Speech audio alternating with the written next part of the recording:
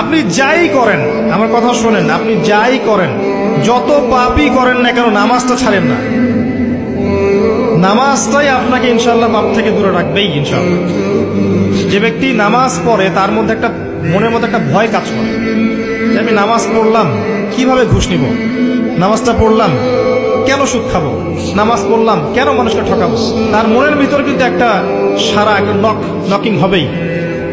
ইন্না সালাতা তানহা আনিল ফাহশাই ওয়াল মুনকার, সালাত আপনাকে সমস্ত অশ্লীল এবং গর্হিত কাজ থেকে বিরত রাখবে ইনশাআল্লাহ।